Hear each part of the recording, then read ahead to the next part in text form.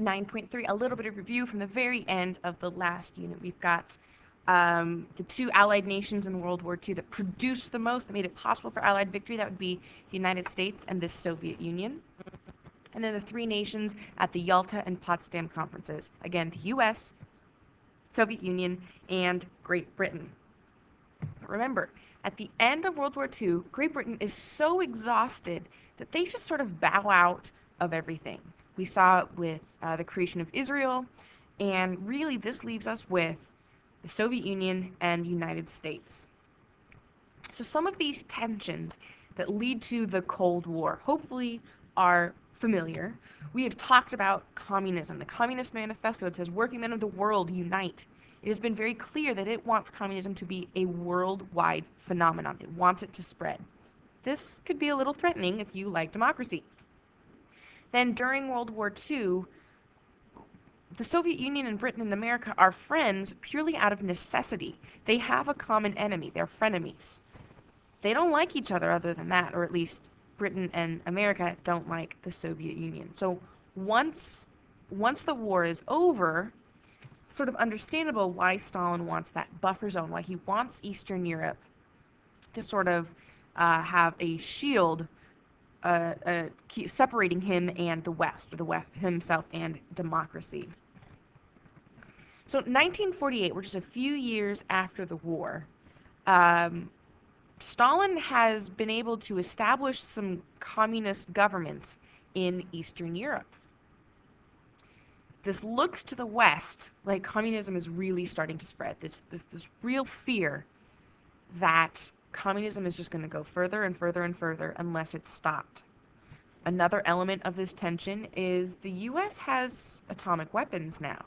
And this has to factor into any negotiations or tensions because of the catastrophic power and destruction that can be caused by these weapons.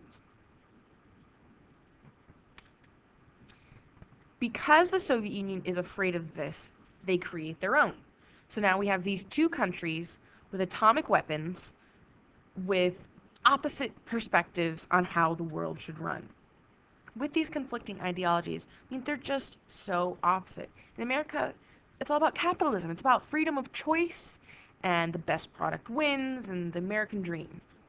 In the Soviet Union, it's socialism and communism, that we all have the same. No one has more than anyone else. In America, democracy means you get to choose. You get to be a part of the process in the leadership in the government. In Soviet Russia, government choose you. This totalitarian regime that we've seen under Stalin, and it's his way or the highway. In America, there is religious freedom, and it was the reason this country was created, to have the choice of religions. In Soviet Russia, it's mostly about atheism, not let anything become between you and the power of the government, or Stalin, or whoever the leader is. In general, America is about freedom. Soviet Russia is about equality. In America, it is good to be an individual, to do your own thing. But in Soviet Russia, it's about the community. It's about the sum total of everyone, the collective group. To be an individual is a bad thing. This phrase, the Iron Curtain, it's used all the time when we talk about the Cold War. It was created by Winston Churchill, my best friend. If you'll remember, in summer of 1945, with the new elections in Britain, Churchill was not re-elected to Parliament and was no longer Prime Minister. So he began a speaking tour, talking to, especially in America, and he was talking about some of the tensions in Europe. And he gives this phrase in a small town in Missouri, and he talks about how an Iron Curtain has descended from Stettin in the Baltic to Trieste in the Adriatic. That all of these territories that had been under Nazi rule, that the Allies had fought to free from Nazi rule, are now under communist rule.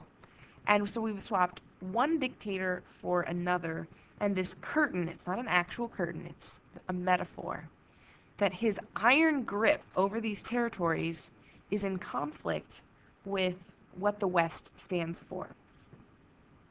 It's because Stalin is very aggressive.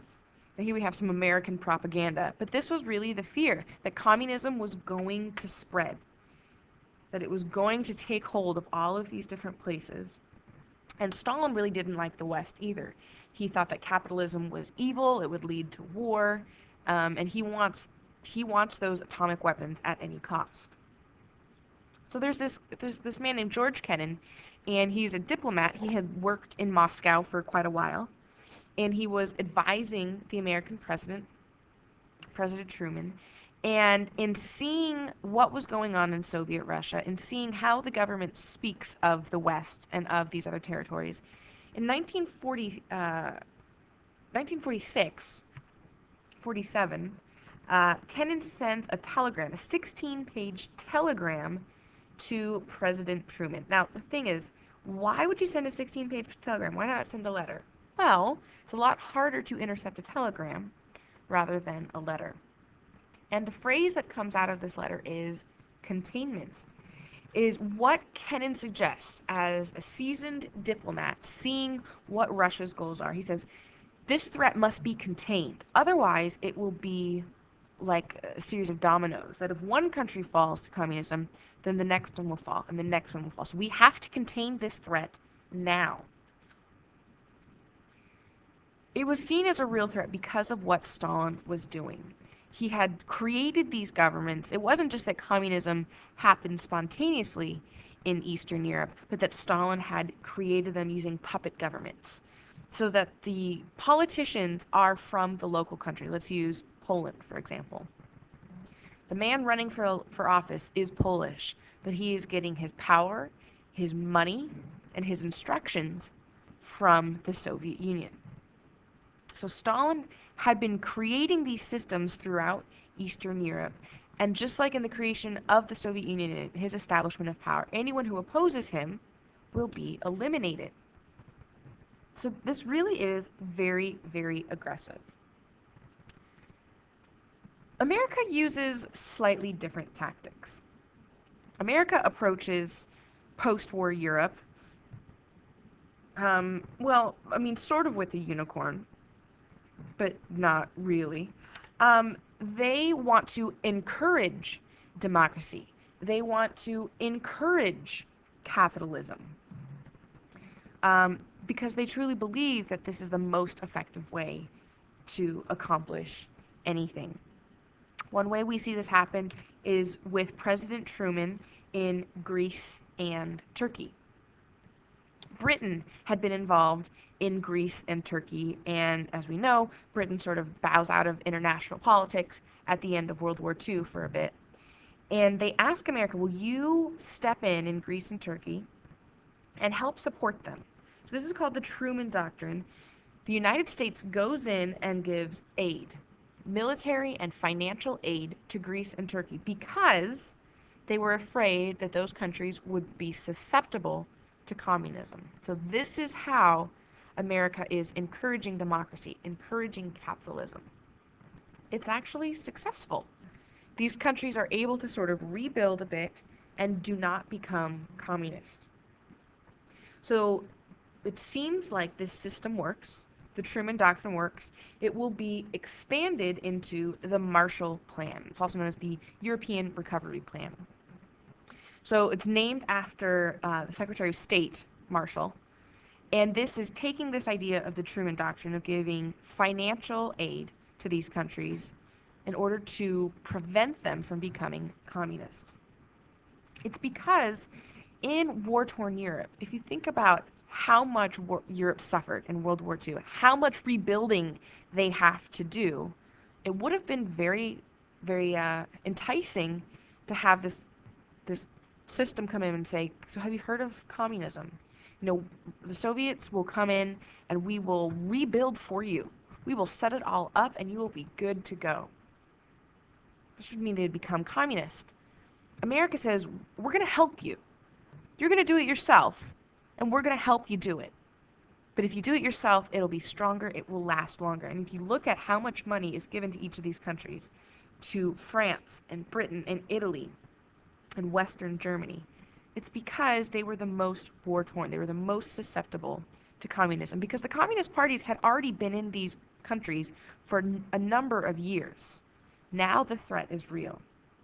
And so you'll see these signs all throughout Europe saying, this building rebuilt by the taxpayers of America to get Europe back on its feet again, to get it started back into, a normal way of life. And this is paid for by the American taxpayers. This is how real this threat of communism seems.